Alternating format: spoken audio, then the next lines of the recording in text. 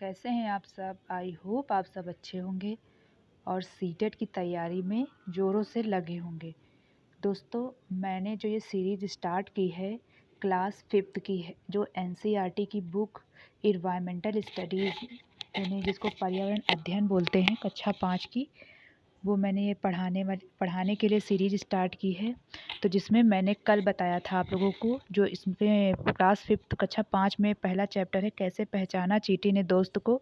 इसमें से मैंने इसका पार्ट 1 अपलोड कर दिया है। अगर आप लोगों ने वो वीडियो नहीं देखा है तो मैं सजेस्ट करूँगी कि पहले आप लोग वो वीडियो देख लीजिए, फिर ये आप लोग देखिएगा, क्योंकि ये चैप्टर बहुत ही बड़ा है। तो मैंने इसे सोचा है 2-3 पार्ट में ही पढ़ाऊँगी, ताकि आप लोगों को कंटेंट अच्छे से समझ में आए। तो देखिए, कल हम लोगों ने क्या पढ़ा था, क्या तुम्हारे साथ कभी ऐसा हुआ है। वही देखा था, जैसे मान लीजिए हम लोग कभी स्कूल में खाना खा रहे हों और एक चील आई और हम लोगों की रोटी उठा कर लेकर चली गई। तो इसके कुछ पॉइंट्स हैं, ठीक। तो जल्दी जल्दी से पहले रिवाइज़ कर लेते हैं कि फर्स्ट पार्ट में हमने क्या पढ़ा है, ताकि जो बच्चे डायरेक्ट सेकंड पार्ट देख रहे हैं उन्हें ये अपना दूसरा जो पार्ट है वो फर्स्ट पार्ट अगर नहीं भी देखे तब भी ये दूसरा पार्ट समझ में आ जाए। तो पहले पार्ट में हमने क्या देखा था, क्या तुम्हारे साथ कभी ऐसा हुआ है, ठीक है। तो जिसमें चील के बारे में बताया गया है। फिर दूसरा ऑप्शन दिया गया है कुत्ते, कभी कुत्ता सो रहा हो और आप उसके पास से निकले हों और कुत्ता झट से जग गया हो, या फिर आप कभी ज़मीन पर बैठकर खाना खा रहे हों और चींटी जो आपका खाना बचा हुआ नीचे गिर जाता है, तो आपने देखा होगा अक्सर चींटियाँ आती हैं। तो इसके बारे में बताया गया है। तो और उसके बारे में बताया गया कि ऐसा होता क्यों है, ठीक है। फिर उसके जानवरों में इसमें जो है, जो इस पॉइंट में ये समझाया गया है, जानवरों में सूंघने और जो है महसूस करने और सुनने और देखने की क्षमता सभी जानवरों में अलग अलग प्रकार की होती है, ठीक है।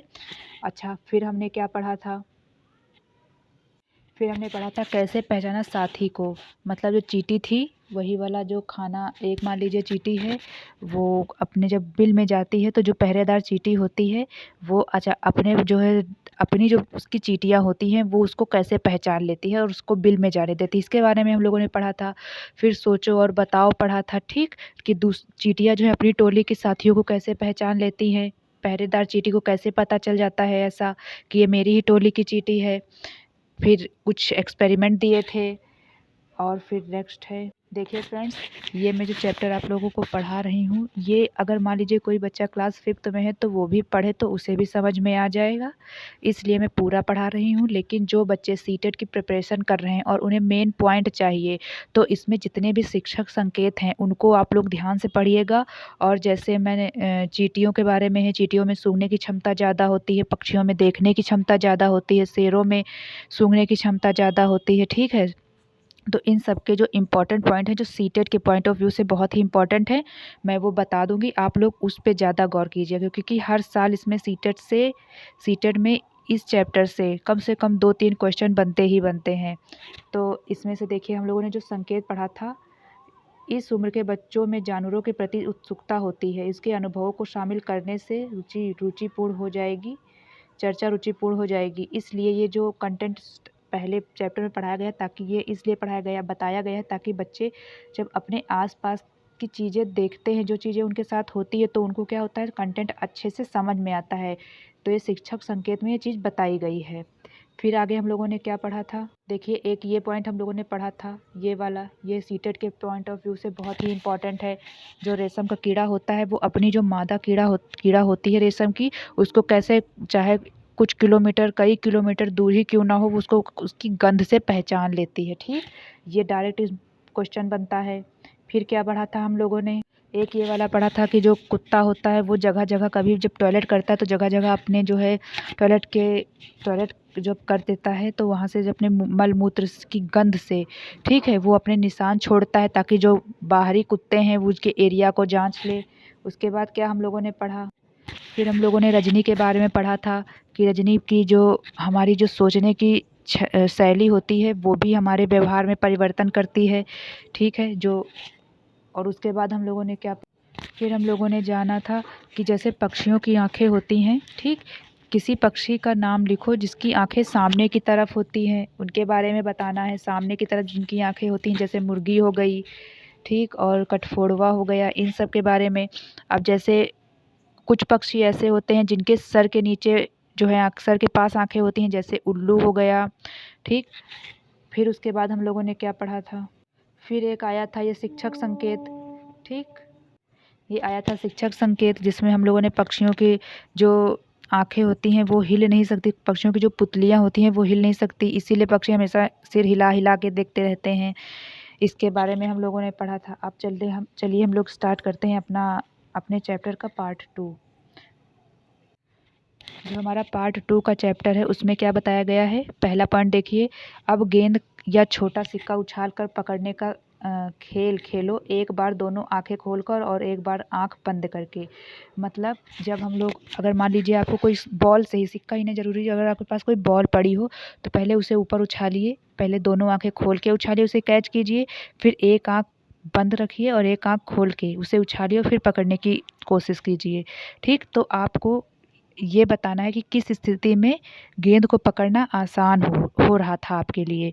सेकंड पॉइंट है इसका, सोचो अगर पक्षियों की तरह तुम्हारी आंखें तुम्हारे कान की तरह होती तो कैसा होता, तुम ऐसे क्या क्या काम कर पाते जो अभी नहीं कर पाते हो।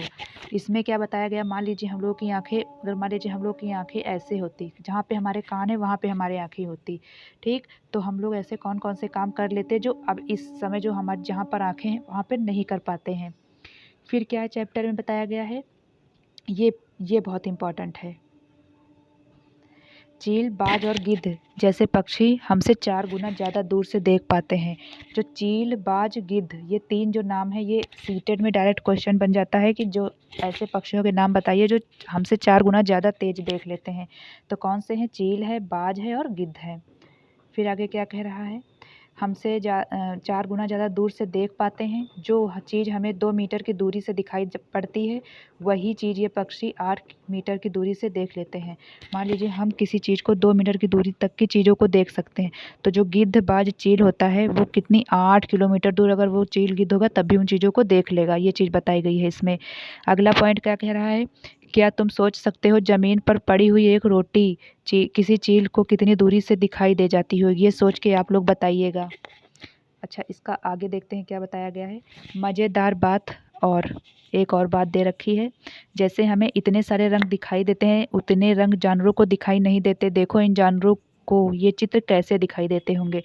मतलब कहा जाता है जो रात में विचरण करने वाले जानवर होते हैं या कुछ होते हैं, जैसे मान लीजिए बिल्ली हो गई, उनको जो है हर चीज़ ब्लैक एंड वाइट दिखाई देती है। तो देखिए हम लोगों को दिन में दिखता है, रात में भी दिखता है, तो कलरफुल चीज़ें दिखती हैं, लेकिन जैसे मान लो बिल्ली हो गई तो उसे सब कुछ ब्लैक एंड वाइट ही रात को दिखता होगा।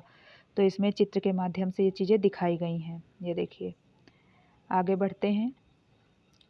आमतौर पर माना जाता है कि दिन में जागने वाले जानवर कुछ रंग देख पाते हैं, रात में जागने वाले जानवर हर चीज़ को सफ़ेद और काली ही देखते हैं। ये भी क्वेश्चन बनता है, तो आप लोग ध्यान रखिएगा। आगे बढ़ते हैं।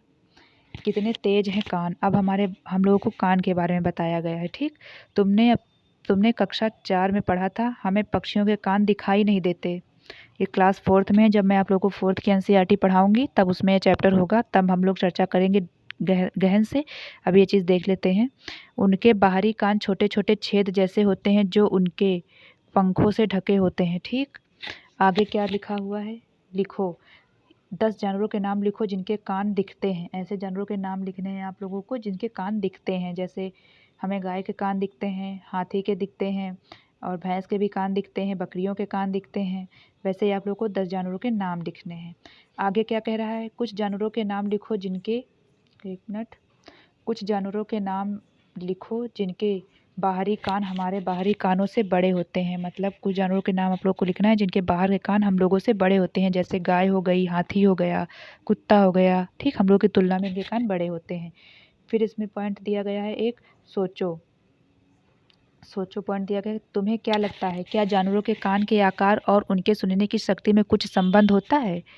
मतलब जानवरों के कान और सुनने, उनके कान के हिसाब से वो अलग अलग टाइप से सुनते हैं क्या, ये हम लोगों को बताना है। फिर दिया है करके देखो, हम लोग देख लेते हैं।